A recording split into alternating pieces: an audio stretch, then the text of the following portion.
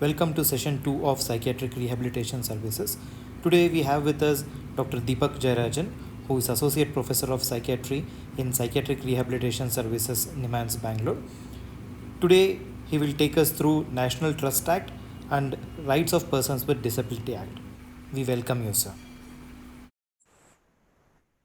We're going to basically go through the following outline. We're going to briefly discuss how a psychiatrist is connected to laws and rehabilitation, why knowing these makes some sense. We're going to look at some provisions under the National Trust Act 1999 that are relevant and some provisions under the RPWD Act 2016 which are relevant. We won't be able to cover both of these acts in their entirety because they're quite long acts, and I would encourage you to go back and read them after this session, but we'll go through the major highlights. And lastly, we'll end with some parting thoughts and questions that you can think about and that you can discuss after the didactic. So what role does the psychiatrist have in rehabilitation, and what role are they given in terms of various laws? So we know that psychiatrists have a role in both assessment of patients as well as are part of the medical board and the certifying authorities that are mandated under the RPWD and the Acts and the National Trust Act. There are very often patients may require information about welfare measures, which psychiatrists are in a good position to give if they know about them, of course. Access to treatment is something that causes patients to drop out of care or stop following up or actually have a worsening of symptoms. And so some of these laws and some of these schemes actually help patients with access to treatment. And therefore, it's important for the psychiatrist to know more of these things. Often, for some patients who are severely ill, families may need support in terms of planning for the future. The person with disability themselves may need some help in terms of planning for the future. And so some knowledge of these laws helps the psychiatrist be a good support system, or at least helps them access care from the places that they would be best, that are best equipped to help them. Patient rights. So we know that sometimes patients may face discrimination. What rights do they have? This could be during employment, this could be in the community, this could be at home. What are the remedies available to them, and how can we help them seek these? And lastly, we know that community-based rehabilitation is something that is increasingly a larger need and is something that laws and various policies mandate us to do. And so as part of community-based rehabilitation, knowing the supports that are available through these laws becomes important. So some of the acts that you should probably read: there's the Rehabilitation Council of India Act in 1992, the Persons with Disability Act in 1995, the National Trust Act in 1999, the Rights of Persons with Disability Act, and the Mental Health Care Act. There are also various rules based on these acts. The National Trust Act had rules in 2000, the RPWD Act rules were in 2017, the central rules, and there are also specific state rules for these. So I would urge you to go back and read some of these so that you get a better understanding and context of what we're going. The full form is the National Trust for the Welfare of Persons with Multiple Disabilities Act of 19. This includes 4 primary disabilities, and this was enacted in 1999, and it covers these 4 disabilities. Now, where do the definitions of multiple disability, autism, intellectual disability, and cerebral palsy derive from? They originally derived from the PWD Act, or the Persons with Disability Act, and now from the RPWD Act. In the RPWD Act, persons with multiple disability are defined as persons having more than one disability from the list of 21 disabilities that are scheduled under the Act. So this is important to remember. Multiple disability does not include only people with that. It doesn't mean that somebody with autism, intellectual disability, or cerebral palsy as one of the multiple disabilities can only come under this Act. It actually covers everybody with multiple disability. So the Act itself, it has 9 chapters. These include definitions, the composition of the board of the National Trust, the objectives of the trust, powers and duties of the board, procedure for registration, local level committees, accountability and monitoring, finance, accounts and audit, and miscellaneous section. We won't be covering all of them. We'll probably cover the highlights, since this same document, which is available from the National Trust website, also indicates the rules that were formed under the National Trust Act in 2000. And some of these add on to the tenets of the National Trust Act, some schemes the National Trust that are probably of relevance to you for at least 4 hours or more between 8 a.m. and 6 p.m. And these, it looks at 8 specific: or early intervention therapist, physiotherapist or occupational therapist, and caregivers and ayahs as part of this scheme. The daycare scheme looks at enhancing interpersonal and vocational skills, and it covers those in the higher age groups. Again, it needs at least 6 hours per day between 8 a.m. and 6 p.m. and at least 21 days in a month. The Samarth or respite care looks at respite home for orphans or persons who are abandoned from lower income groups. So the Samarth home is basically intended for respite care for families. And this could be important when you're dealing with somebody with a developmental disorder or somebody with multiple disability.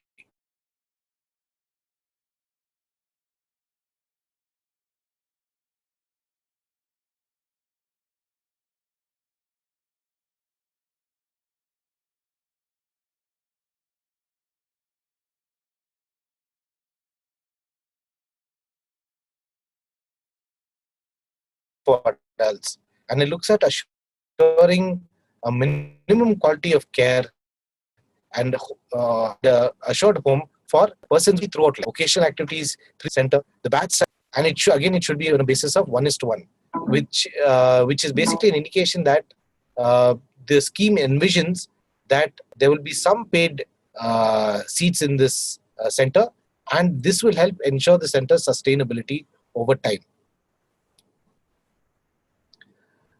And one scheme which is particularly important for all of you would be the Niramaya Health Insurance Scheme.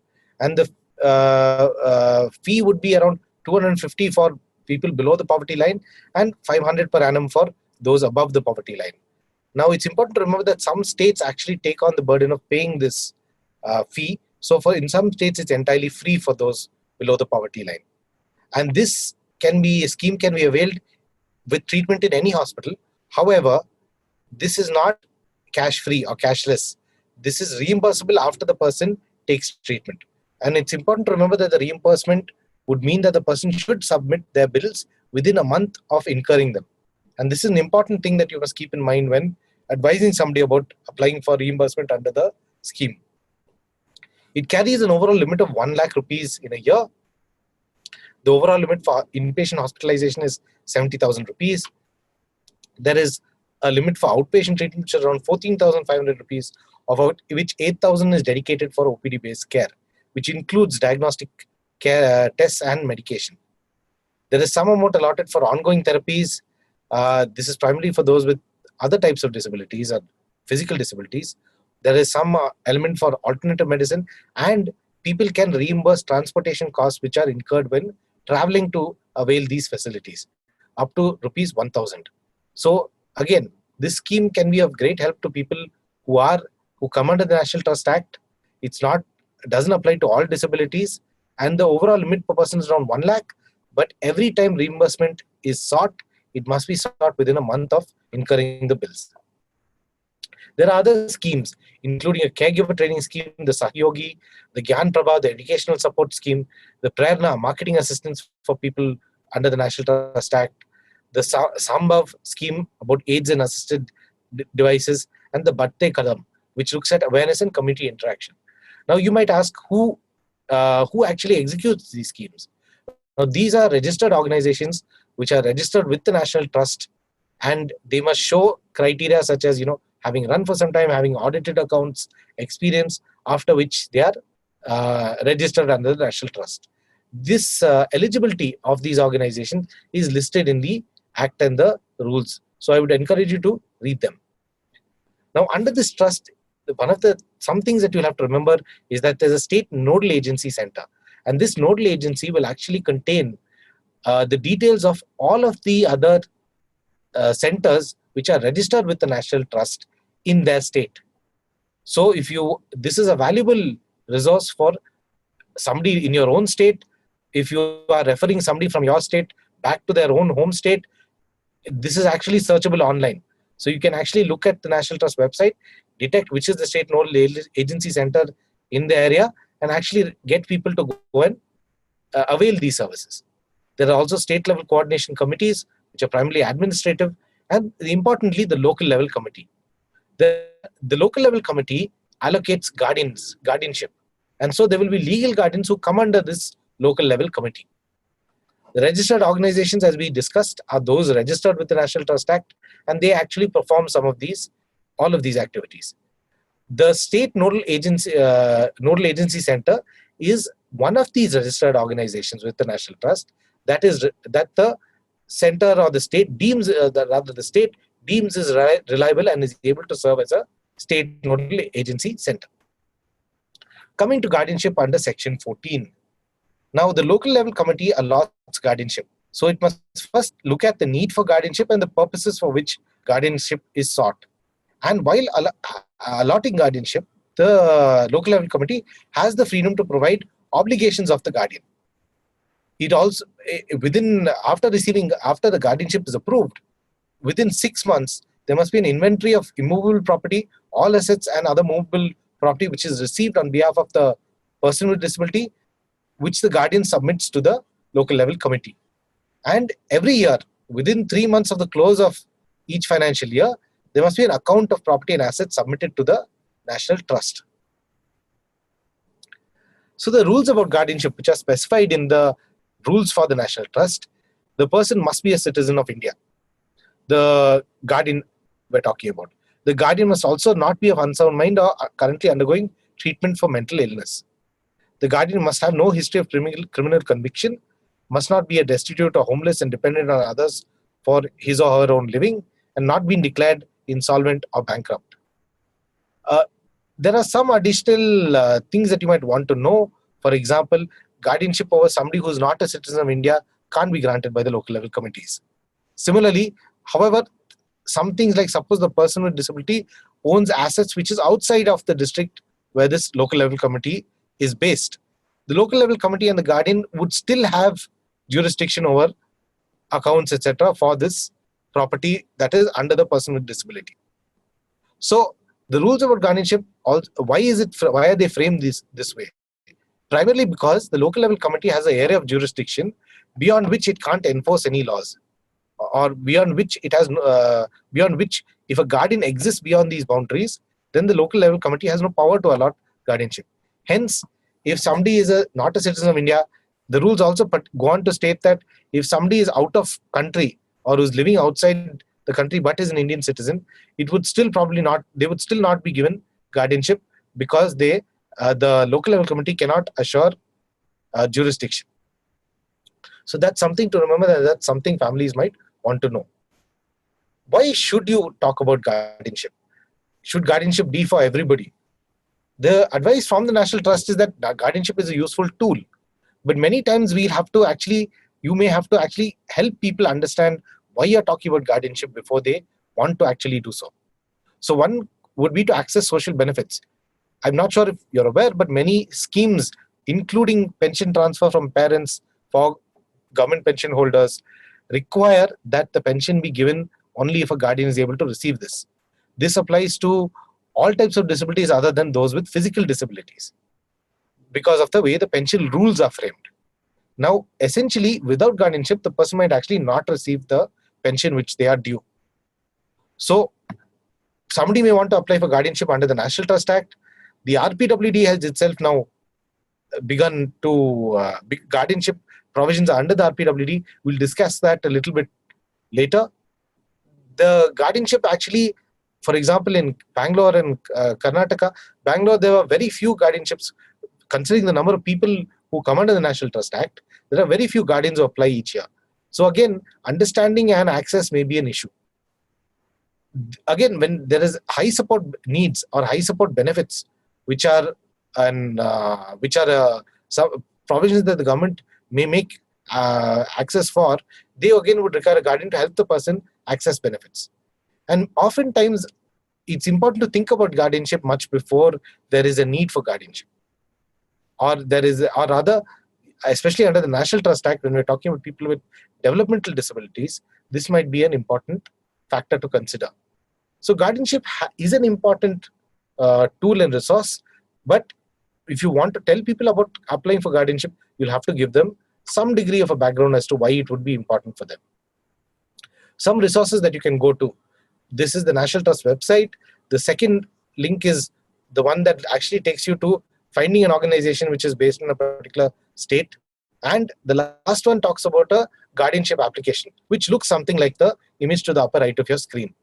So it is online now, and there you can see that it asks for personal details, attachments which are relevant to the person with disability, and the guardian details and the applicant details, and so forth. So usually people are informed about the local level committee meeting by email or by phone as their preferred method of contact. Now, the local level committee ideally should meet around 4 times a year at least, but this doesn't always happen. So this is in short about some schemes and some measures under the National Trust Act. Coming to the Rights of Persons with Disabilities Act 2016. This is an evolution of law from the Persons with Disability Act 1995. Why was it passed? Well, India ratified the United Nations Convention on the Right of Persons with Disabilities in 2007. And the RPWD is an important step in bringing our laws in line with this commitment. And so some of the principles that are enshrined in the UNCRPD and which the RPWD aims to uphold are respect for dignity and individual autonomy, non-discrimination, full participation in community, respect and acceptance of the person, equality of opportunity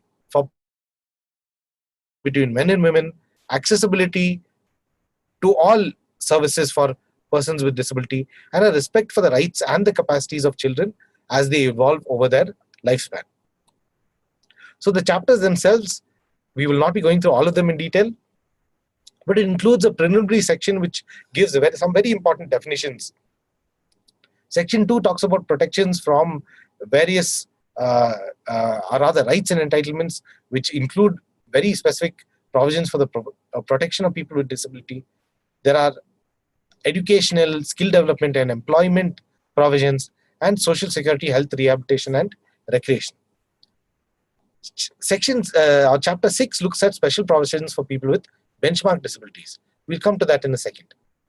And section 7 looks at disabilities for persons with disabilities with high support needs. 8 talks about the duties and responsibility of appropriate governments. 9 about the registration of institutions and grants to such institution. 10 talks about the certification of specified disability. That's something we'll talk about today. And the 11th section talks about central and state advisory boards on disability and the district level committees. Section 12 talks about the chief commissioner and state commissioner. Section 13, a special court. Section 14, a national fund. And section 15, a state fund. And section 6 section 16 and 17 talk about offences and penalties and some miscellaneous provisions. Now, it's important to remember that some differences from the Persons with Disabilities Act is that from 7 disabilities, the list has been expanded to 21. And they include blindness, low vision, leprosy cured, hearing impairment, locomotor disability, dwarfism, speech and language disability, muscular dystrophy, and acid attack victims. Leprosy cured, locomotor disability, dwarfism, muscular dystrophy, and acid attack victims all come under locomotor disability. In addition, there are intellectual disability, mental illness, specific learning disabilities, autism, cerebral palsy, and these are the disabilities in which a psychiatrist has a role in terms of helping them access the provisions of these laws. You also have chronic neurological conditions, and this includes multiple sclerosis and Parkinson's disease, blood disorders like thalassemia, hemophilia, and sickle cell disease, and lastly, multiple disabilities, which we just discussed. I'm not going to go through each definition of each disability. I hope that you will do that. It is given in the RPWD Act in the addendum or in the appendix. But some important definitions that you should know. A person with disability is a person with long-term physical, mental, intellectual, or sensory impairment, which in interaction with societal and environmental barriers hinders the person's full and effective participation in society equally with others. Now keep in mind that person with disability does not refer to somebody with more than a specific amount of disability or more than a specific percentage of disability. And if you look at the new concept of what disability means, and that anybody could be disabled and there is a spectrum, person with disability actually refers to people with even below benchmark disability. So almost anybody with a with an illness could be come under the term person with disability, and that has some implications which we'll discuss later. Another important definition is person with benchmark disability. This is a person with not less than 40% of a specified disability, either where it is estimated where there's no clear measurement, an estimation that is more than 40%, or a percentage score more than 40%, where there's a clear way to assess this disability. There's also a person with disability having high support needs, and this is basically means a person with benchmark disability who is certified under clause A of subsection 2 of section 58 that they need high support. What does high support mean? It means that this person may require an intensive support, which could be physical, psychological, and otherwise, and it is required for their daily activities to take independent and informed decisions, to access facilities, and in terms of participating in all areas of life, which include important domains such as education, employment, family community life, treatment, and therapy. So high support needs are an important aspect of what some people will need. There is a gazette which has come out about the assessment for high support needs. Again, I would go back, I'm not covering it today in great detail. I would encourage you to go back and look at that gazette. However, it's important to keep in mind that many of the schemes for people with high support needs have not yet been detailed by states or by central government. So this assessment of, or rather the provisions for high support needs are some things that we expect will happen over a period of time. So one thing is that you will have to be open to be updating yourself about some of these provisions over time. Reasonable accommodation. This looks at necessary and appropriate modification and adjustments without imposing a disproportionate or undue burden in particular cases to the employer, to ensure that persons with disabilities can have their rights equally or exercise their rights equally. And in work, it becomes an important thing where the employer is expected to provide reasonable accommodation before taking any action toward against a person with disability, or before looking at terminating or in any way challenging the person's current position. Rehabilitation is defined as a process aimed at helping people with disabilities attain and maintain optimal physical, sensory, intellectual, psychological, environmental, or social functioning levels. So those are some important definitions that you should keep in mind. So the various rights and entitlements talk about equality and non-discrimination, the right to live in the community, protection from cruelty and inhuman treatment, which includes permissions for research on people with disability, for which a committee for research and disability should be set up in each state. There should be protection from abuse, violence, and exploitation, and the person should be able to have support arrangements which will help them live in the community and which would safeguard them from these provisions. The onus for all of these is placed on the government. Protection and safety, living with home and family, reproductive rights, and this includes the right not to be sterilized or not to have anatomical sterilization just because the person has disability. So it means that the person with disability for any kind of procedure of the same must be able to give consent. There is also a provision of accessibility for voting, access to justice, which is supposed to be provided by the national and state legal services authorities, and there should be legal capacity on an equal basis for property, for support to the person with disability. Guardianship under the RPWD Act. Now here it is under either district court or designated authority. Now each state has framed rules for the RPWD. Some states are still to frame these rules. So each of them will have a guardianship committee. It will be located at this particular place. All guardianships under the RPWD which are granted will be limited guardianship. What does limited guardianship mean? It means it's a system of joint decision making. It operates on mutual understanding and trust between the person with disability and the guardian. It's limited in particular ways. It's limited to a specific period, for a specific decision, and for a specific situation. And it should operate in accordance with the will of the person with disability. So this can be challenged by the person with disability themselves. There is a provision for something that the RPWD Act calls total support. And this seems to be for people who are unable to cooperate with the guardian in a meaningful way, or other people who do not have the capacity to take any of these decisions at all. Now, this provision for total support is not enshrined in all state rules. So it's something that you should keep in mind. So you should read both the RPWD and your state rules from the state that you are in. It also talks about designation of certain authorities to support persons with disabilities. Coming to education, skill development, and employment.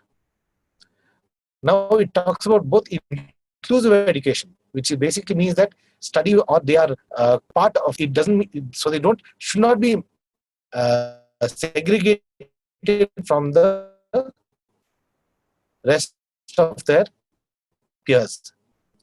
It also looks at improving accessibility and specific schemes and programs. Now, it's important to remember this key thing about non-discrimination in employment or the equal opportunity policy. Now, government establishments, private establishments with more than 20 employees, and are supposed to actually follow these non-discrimination rules.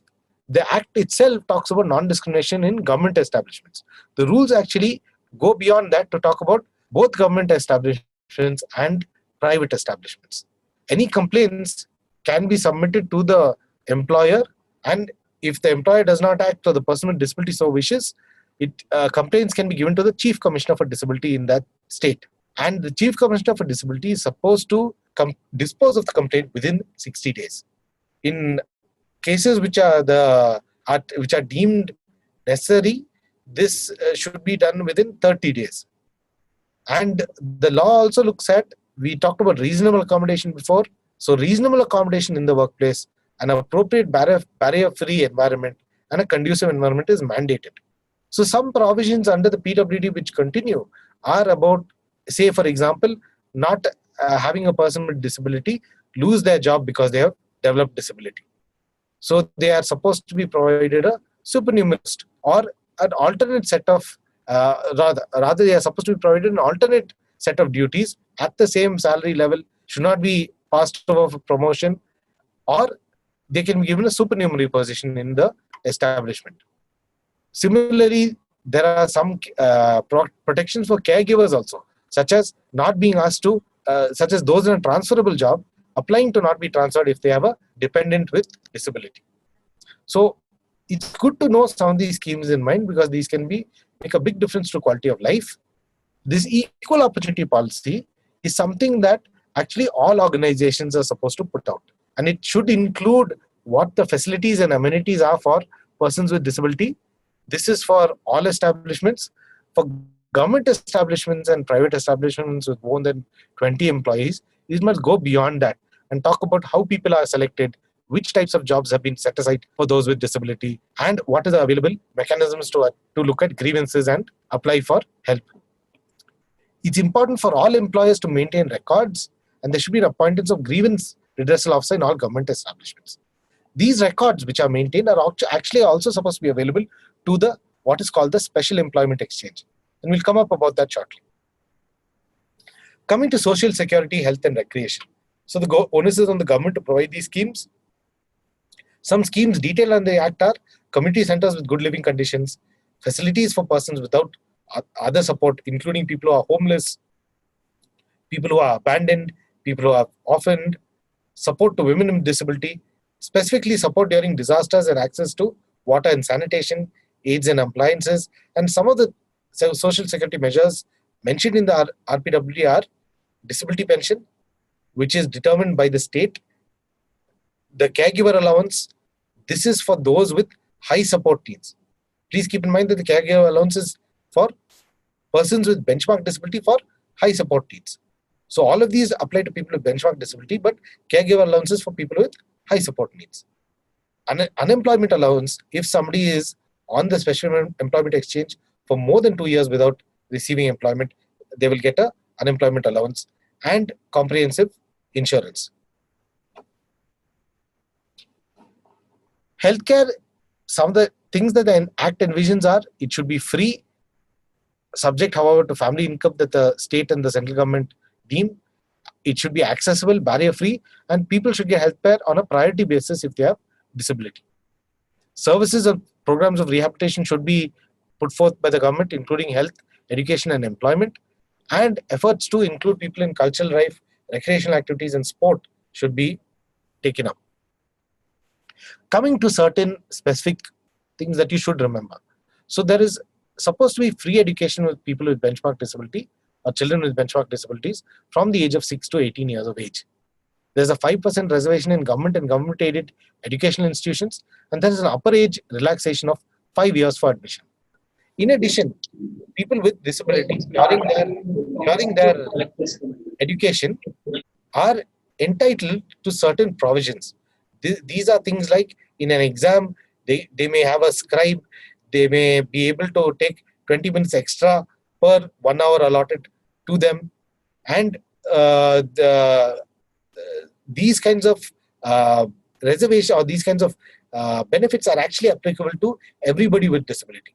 And this is as per a government gazette. So it's important that you both have the gazette and are able to tell people that they can ask for these things. Coming to employment, 4% or at least 4% of the total number of vacancies in the cadre strength in each group of posts need to be reserved for people with disability. And this is different from the previous RPWD Act, where the number was different, 3%. So here, it's important to remember that 1% of these posts are for those with blindness or low vision, 1% for those who are deaf or hard of hearing, 1% for those with locomotor disability, and this includes people with cerebral. This includes people with who are acid attack victims, dwarfism, leprosy cured, etc. Now, it's important to remember that the last 1% is reserved for two categories. That is, it's reserved for people with autism, intellectual disability, specific learning disability, and mental illness, and people with multiple disability. So this 1% is actually divided among all of these various disabilities. So please keep this in mind again when you're talking about reservations. Please remember that these reservations which are mandated are for government posts or government employment. And there is also supposed to be a relaxation of upper age limit for employment. The law also looks at providing incentives to employers in private sectors to at least ensure that 5% of the workforce has persons with disability. There is a special employment exchange which will keep records of posts available for people with disability and a record of which people with disability are looking for jobs. And there should be a 5% reservation with priority to women for allotment of agricultural land and housing, poverty alleviation schemes, allotment of land at a concessional rate for housing, shelter, and the setting up of occupations like businesses, enterprises, recreation centers, and production centers. So these are some of the provisions for people with disability in terms of employment, in terms of education. Coming to certification, any person with a specified disability may apply in Form 4, given in the rules and in that are for people for the guidelines for certification for disability. And they need to submit the application to a medical authority or any other notified competent authority in their district, or the concerned medical authority in a government hospital where this person may have been undergoing or may have undergone treatment in connection with the disability. Please keep this in mind. Both of these are actually valid as per the Rights of Persons with Disability Act. Where can you find guidelines for certification? You can look at, there is the Chief Commissioner for Disabilities website, which is the lower link on your screen. However, it sometimes is not working in the recent past effectively. The other place that you can find these guidelines is in the disabilityaffairs.gov.in website, which is for the Department of Persons with Disability, for empowerment of persons with disability. So there's a medical authority role, and their role is that they should issue the certificate of disability within a month from the date of receipt of application. If not eligible, that also has to be informed to the person with disability in a specific form. Now, from now on, all of these are valid throughout the country. And it can either be a permanent disability certificate or a certificate with a period of validity, with how long this is valid. The documentation mentioned is a proof of residence, 2 recent passport size photographs, and an Aadhaar number or Aadhaar enrollment number, though this is not mandatory. If the person provides an Aadhaar number or a Aadhaar enrollment number, they do not need to provide proof of residence separately. What are the various forms? Forms of 1 to 3 are for forms for PWD employees' returns under section 13. Form 4 is about the application for obtaining a certificate of disability from a PWD. This is under Rule 17 of the RPWD Central Rules. And Form 4 talks about certificate of disability in case of amputation, paralysis of limbs, dwarfism, and blindness. And Form 6 is about those with multiple disability. Form 7 is for other forms and in forms 5 and 6, any other disabilities, it can be in Form 7. Form 8 is about rejection for reasons for why this person with disabilities for application was not deemed worthy or not deemed eligible for guardianship. Not deemed eligible for certification of disability. Please keep in mind that the certification here that we're talking about is not a certification of disability more than it is a certification of benchmark disability. So there are various broad categories under which various boards are set up under the rules for the RPWD. So there are boards for locomotor disability, for visual impairment, for hearing impairment, as well as speech and language disability, intellectual disability, specific learning disability, autism spectrum disorder, for which separate gazette and guidelines have been given, mental illness, disability caused due to chronic neurological conditions, including multiple sclerosis and Parkinsonism, and a disability due to blood disorder. Excuse me. Lastly, a disability due to multiple disabilities may include a board which will call upon various experts. So this is something that you should look at. It is the UDID or the swavlabancard.gov.in website. Excuse me. This looks at what we call the unique disability ID. Now this is basically a method of allowing people to apply for disability benefits online. And it envisions a unique disability ID which can apply across a gamut of services, so that the person with disability does not need to keep applying to different services for their rights. However, this is still in the stage where it is still being enrolled across the country. Keep in mind that in the states in which the unique disability ID is given, the other avenues for being certified for disability would not be working. So where the unique disability ID is initiated, usually you'll find that you need to know about this website, you need to know about how certification is done, so you can help people apply for certification under this scheme. So there are various types of UDID applications. One is to digitize and verify an old certificate issued under the PWD Act or the RPWD Act, and these still continue to be valid. It could be a new application for disability assessment and certification, or it could be an appeal against an earlier medical authority assessment report. So you can look at the individual applicant site. This is what the login looks like under the swavlabancard.gov.in. So once you log in, you must understand that the state of the project so far is that it started in 10 states and union territories, and another 26 it's now initiated. This is a little old information, but in the state of Karnataka, we found around 16,268 applications as in 8th August. However, there have been more which have happened over the last few months. It has the estimates of disability from the people enrolling is around 1 million against an estimated 1.32 million as per the census for 2011. So we do need to enroll more people into this scheme, and the medical authorities can sort out application based on type of disability, name, enrollment numbers, date of application. What you need to remember about this, which I'll only talk very briefly about, is that the certification of disability is such that somebody gives an application, As it stands currently, the person's application goes to the district where they are from, which is given as part of their address.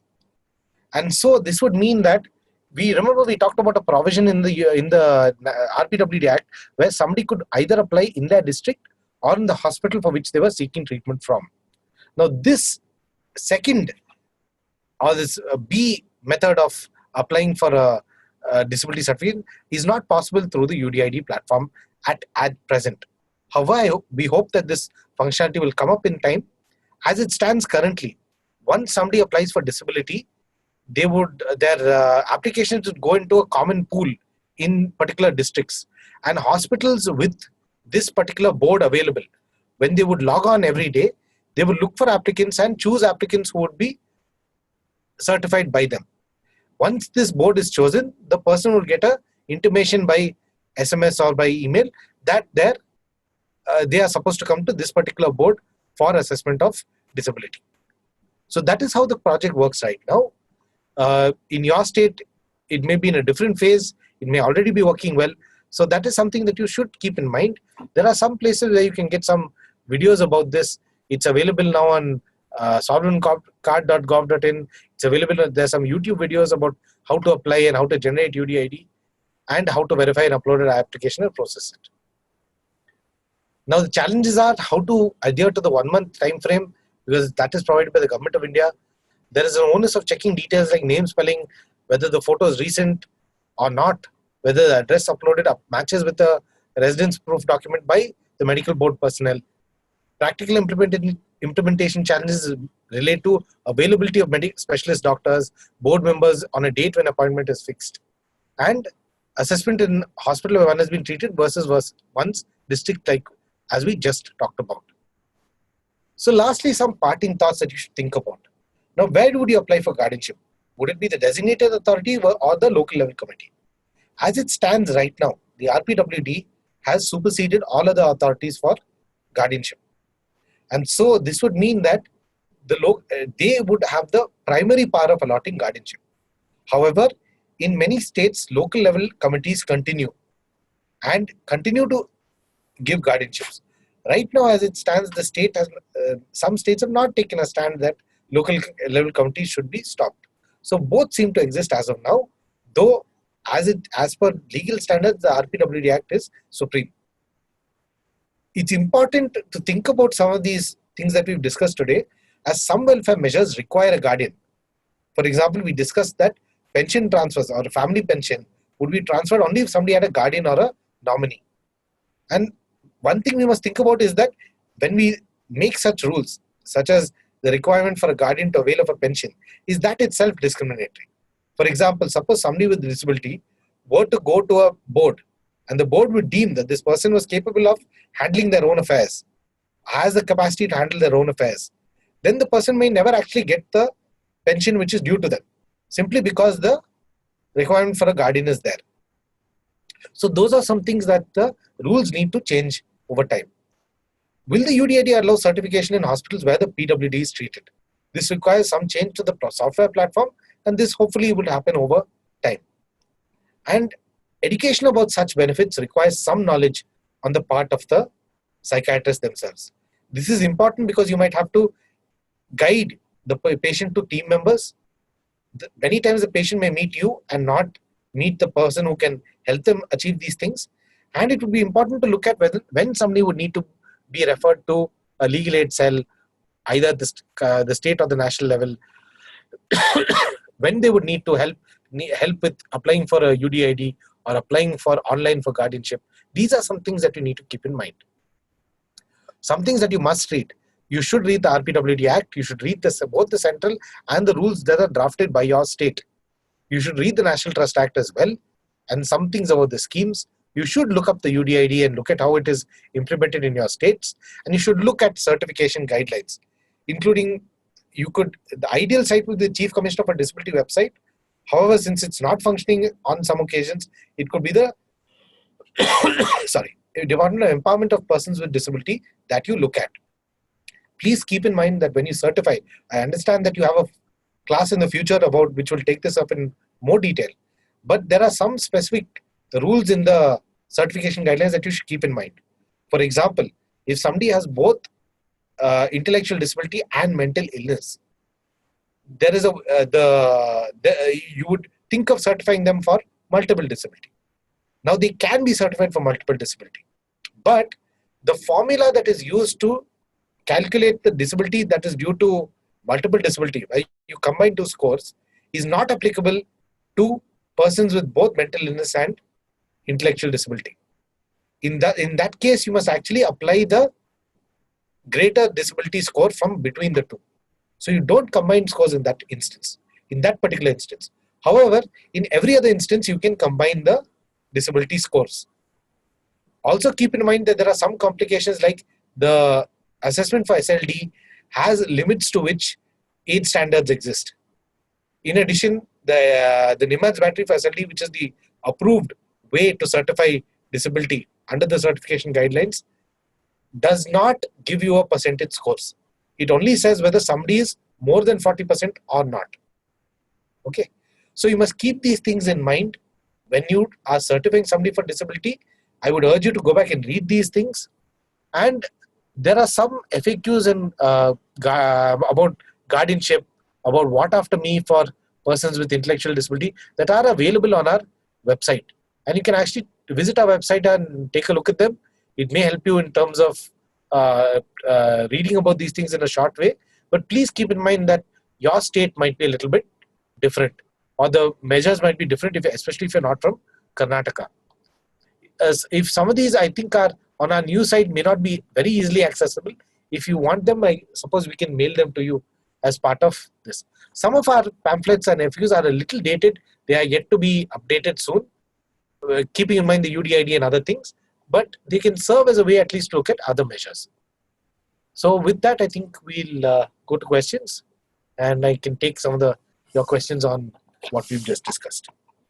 Has been a little bit about when certification and recertification must be done. So you should keep that in mind for when you are trying to look at when somebody should be called for a recertification. You should look at those things. The question that was asked was reimbursement under the RPWD scheme. Now, reimbursement, currently there was a scheme called the Swavlamban scheme, which looked at a floater scheme for persons with disability and their families. This scheme is no longer running.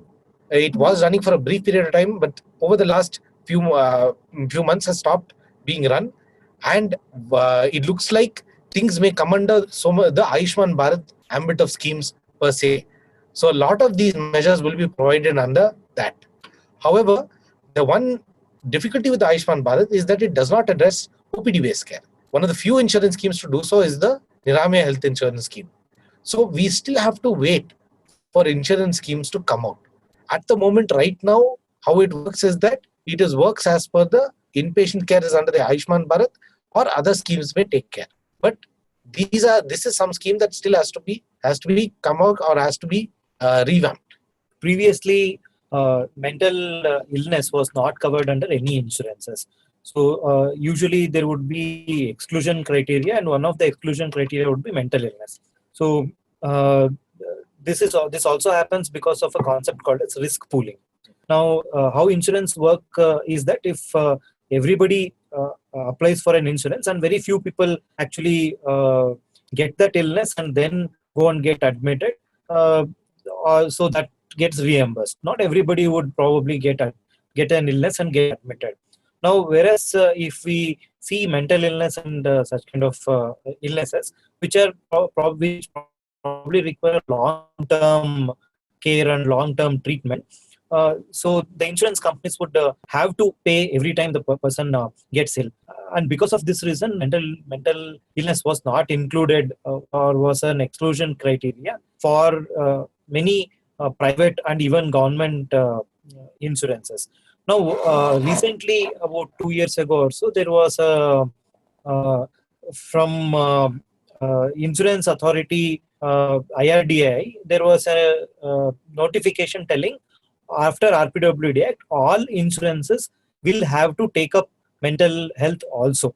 They can't exclude mental illness just because it would be discriminatory. So, according to RPWD Act, all disabilities, including mental illness as a disability, should be taken up for insurances. The notification has come out.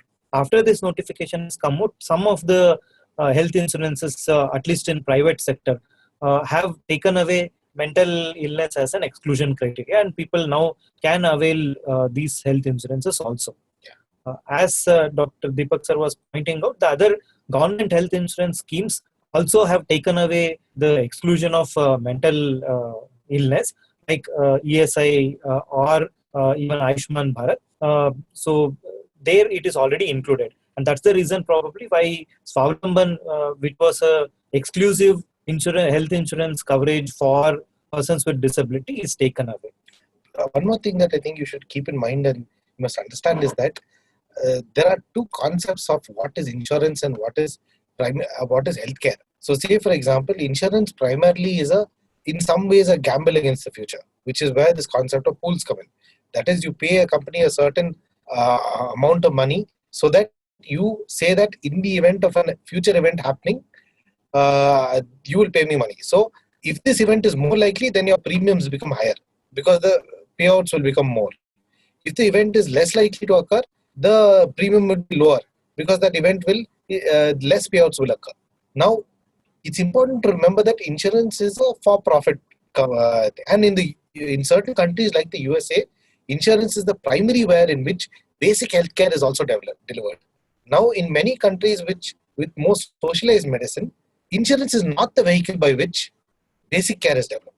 Insurance is done for things like life insurance and things which are about future events, which could be homeowners insurance, car insurance, where a future event can be protected against. However, basic healthcare is delivered by basic healthcare services. So our country, one of the reasons why the Ayushman Bharat was brought up was because a large number of people access care through private medical services and not through publicly funded medical services. And because of that, there is a large out-of-pocket expenditure. And the Ayushman Bharat is a way to look at reimbursing people for such an expenditure, even if they have to take it in a private setup, given that there may be barriers to access. However, over time, if you're looking at deliverance of basic care, it's important to keep in mind that insurance and the type of insurance that some companies, like in the United States of America, insurance includes both basic care and against hedge against future risk. So it's important to keep this in mind when you think about what insurance is. And as Dr. Chetan pointed out, insurance is something that should be given by all companies. Some of them have been a little late in providing these schemes. So with time, hopefully it should happen. But you should be on the lookout in your state. You should know about some details of the Ayushman Bharat, especially for people who require it.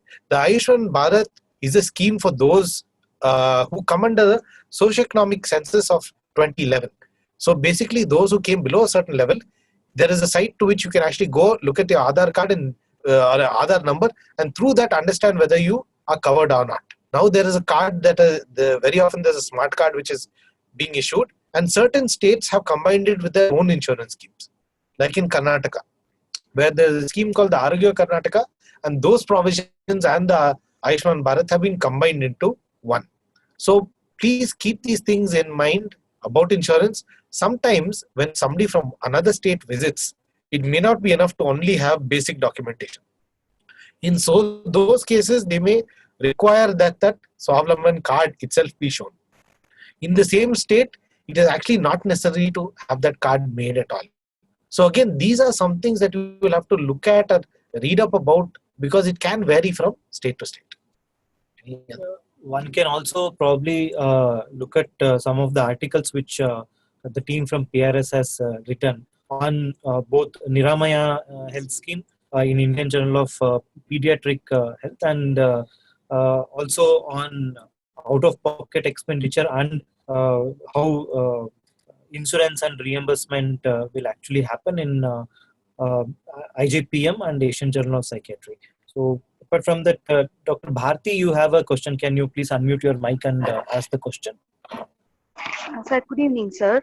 What kind of benefits that a person with acute psychosis on remission, and as well as a schizophrenic patient on remission, sir?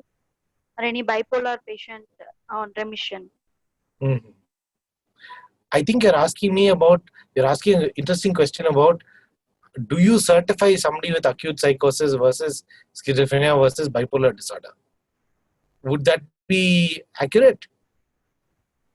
It's a good question, because the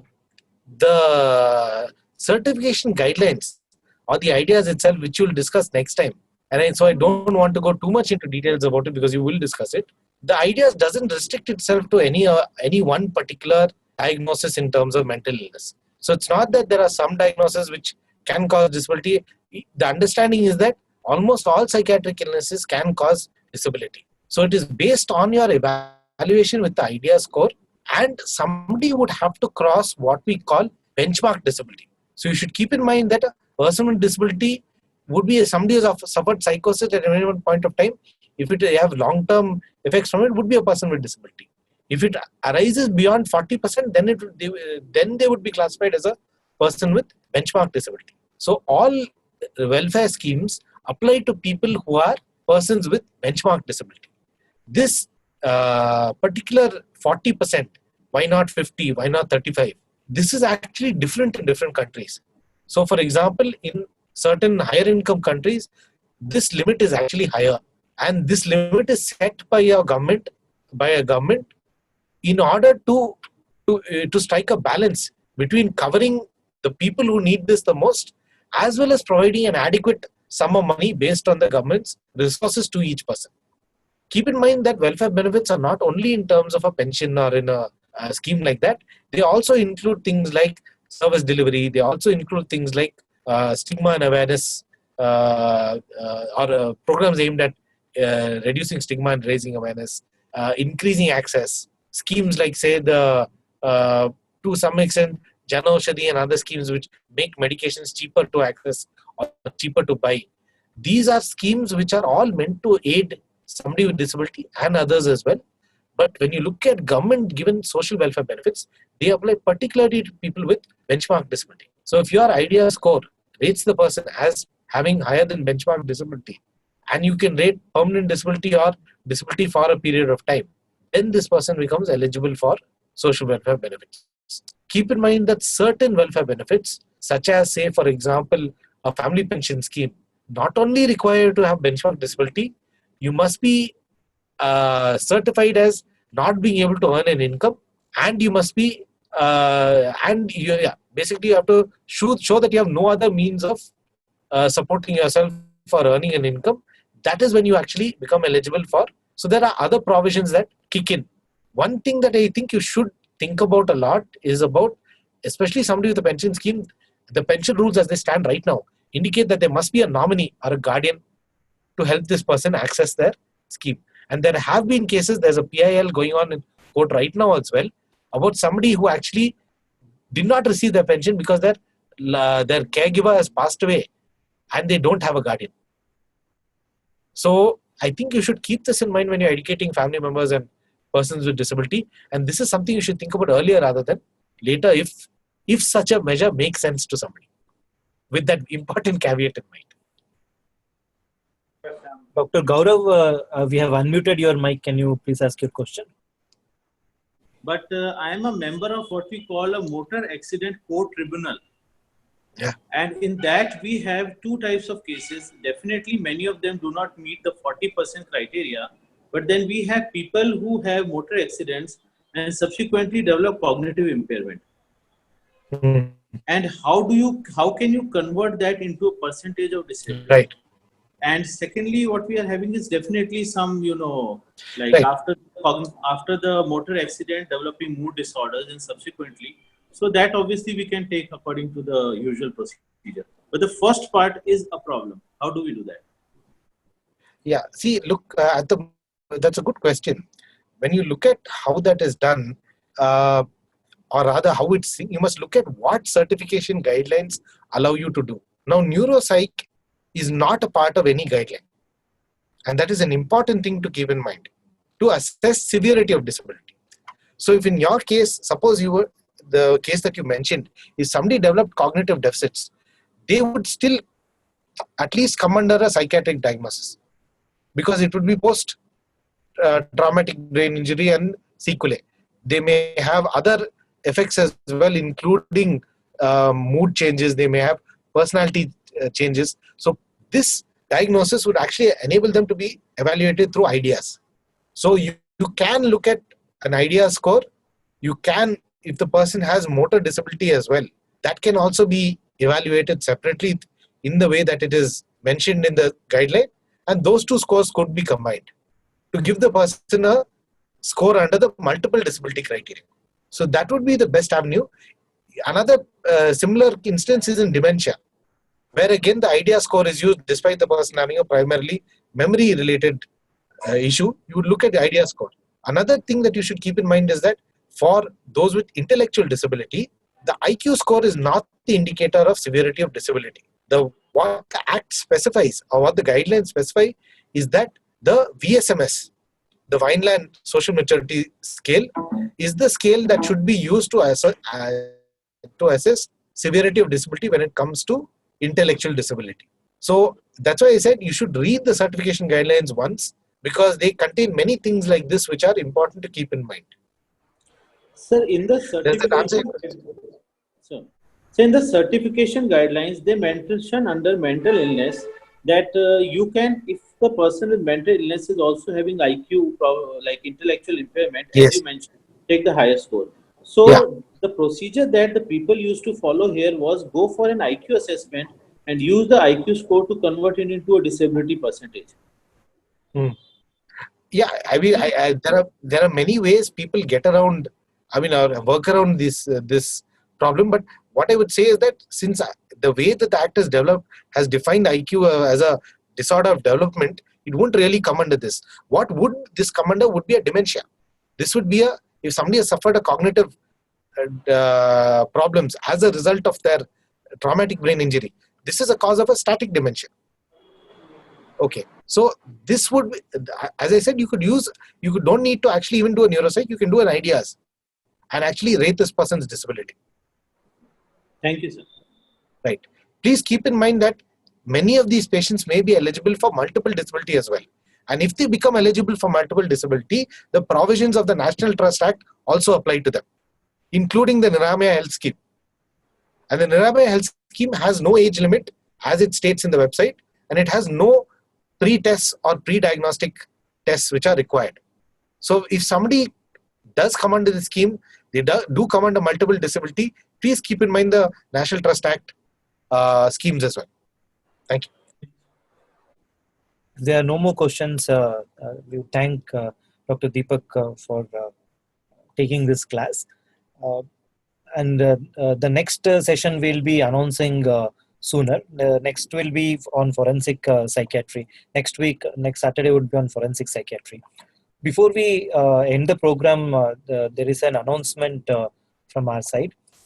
On December 1st of this year, we have CMA on community, child and adolescent mental health, which is jointly organized by Department of Child and Adolescent Psychiatry, Community Unit of Department of Psychiatry at NIMHANS, and also Child Psychiatry Specialty Division at Indian Psychiatric Society.